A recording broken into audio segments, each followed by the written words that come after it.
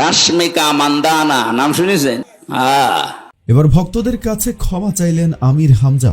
দক্ষিণ ভারতের জনপ্রিয় অভিনেত্রী রশ্মিকা মান্দানার সৌন্দর্য নিয়ে কি এমন বললেন আমির হামজা, যার জন্য হুজুরকে ক্ষমা পর্যন্ত চাইতে হলো? রশ্মিকা মান্দানাকে নিয়ে কি বলেছিলেন আমির হামজা, আর এর পরই ক্ষমা চেয়েই বা কি বললেন তিনি? চলুন দর্শক, সে বিষয়ে বিস্তারিত জেনে নেওয়া যাক এই ভিডিওতে। আর আমির হামজা সম্পর্কে আপনার মতামত থাকলে জানাতে ভুলবেন না।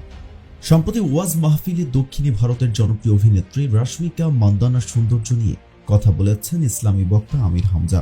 এ নিয়ে আলোচনার ঝড় ওঠে। এরই প্রেক্ষিতে নিজের বক্তব্য সম্পর্কে ব্যাখ্যা দিয়েছেন আমির হামজা।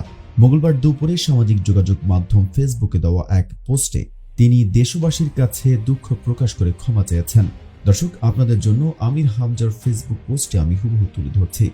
আসসালামু আলাইকুম প্রিয় তৌহিদ জনতা, আপনাদেরকে বারবার আশাহত করার জন্য আমি দুঃখ প্রকাশ ও ক্ষমা প্রার্থনা করছি। আপনাদেরকে কিছু কথা বলা জরুরি মনে করছি, যাতে আপনারা আমার বিষয়ে মন্তব্য করার ক্ষেত্রে ইনসাফ করতে পারেন। ঢালাওভাবে যেসব কথাবার্তা চারদিকে বলা হচ্ছে তার সবটুকুই কি সঠিক, নাকি ভিন্ন বাস্তবতা আছে? সম্প্রতি সিরিয়ার কারাগার থেকে মুক্ত বন্দীদের চিত্র আপনাদের সামনে। তারা অনেকেই নিজের নাম পর্যন্ত ভুলে গেছে। ফ্যাসিস্টের কারাগারে থাকাকালীন এমন কোনো নির্যাতন নাই যা আমার ওপর করা হয়নি। আমার ব্রেনে পর্যন্ত কারেন্ট শক দেওয়া হয়েছে ও স্লো পয়জন করা হয়েছে। বাকি নির্যাতনের কথা আর নাই বলি। আমি স্বীকার করছি, মানসিকভাবে আমি পুরোপুরি সুস্থ না। শারীরিক ও মানসিক কোনো দিক দিয়েই আমি ফিট না। নিজের অজান্তেই অসংলগ্ন কথাবার্তা মুখে চলে আসছে। আমার আচরণও আমার নিয়ন্ত্রণে থাকছে না। এসব চিন্তা আমাকে আরো অসুস্থ করে তুলেছে। আর আমার দেওয়া বক্তব্য নিয়ে চলমান যে বিতর্ক, সেই আলোচনাটাতে শুধুমাত্র উক্ত নায়িকার আলাপটুকুই আমার ভুল হয়েছে। আমি তা সজ্ঞানেই স্বীকার করছি। তবে যদি আলোচনাটি পুরোপুরি শুনেন, তাহলে দেখবেন আলোচনাটি গুরুত্বপূর্ণ ছিল। ভবিষ্যতে আমি আরো সতর্ক থাকার চেষ্টা করব ইনশাআল্লাহ। এখন আপনারা বলতে পারেন, আমি যেহেতু মানসিক ও শারীরিকভাবে ফিট না, তাহলে এত মাহফিল কেন করছি? সেক্ষেত্রে আপনাকে বলবো, আপনি কিছুক্ষণ আমার জায়গায় দাঁড়ান ভাই প্লিজ, তারপর ভাবুন। খোলামেলা আপনাদেরকে বলছি, জামায়াতের কেন্দ্রীয় দায়িত্বশীল বিএনপির কেন্দ্রীয় নেতারা শিবির কেন্দ্রীয় নেতাদের কেউ যখন একটা মাহফিলের জন্য রিকোয়েস্ট করে, তখন আমার কি বা করার থাকে বলুন? শুধুমাত্র ভিআইপি রিকোয়েস্ট রাখতে গেলেই সাধারণ জনতা তো বহুত। জেলা দায়িত্বশীল ও আত্মীয় স্বজনদের রিকোয়েস্ট রাখা সম্ভব হয় না। অন্যদিকে ফ্যাসিস্ট পরবর্তী সময়ের অবাধ স্বাধীনতা তাফসীর মাহফিল আয়োজনকে আরও ত্বরান্বিত করেছে।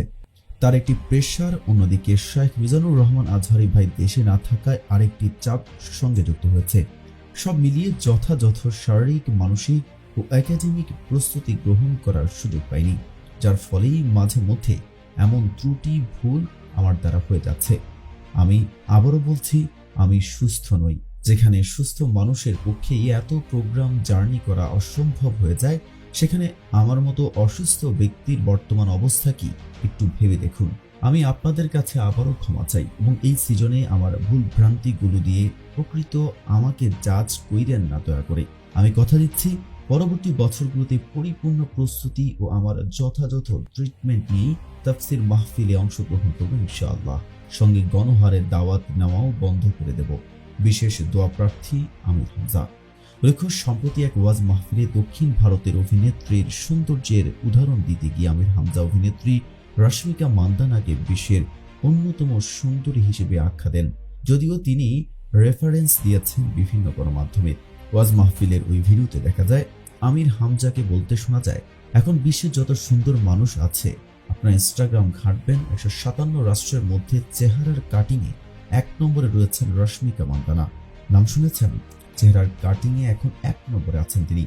এই মহিলার দিকে একটু আল্লাহর নাম নিয়ে তাকাবেন, দেখেন তো কি সুন্দর করে আল্লাহ তাকে বানিয়েছেন। এর চেয়ে শত গুণের সুন্দর ছিল আমাদের আদি মাতা হাওয়া আলাইহিস সালাম। দর্শক, এই ছিল আমির হামজার রশ্মিকাকে নিয়ে মন্তব্য আর তার ফেসবুক পোস্টের বিস্তারিত। এই সম্পর্কে আপনাদের কোনো মতামত থাকলে জানাতে ভুলবেন না।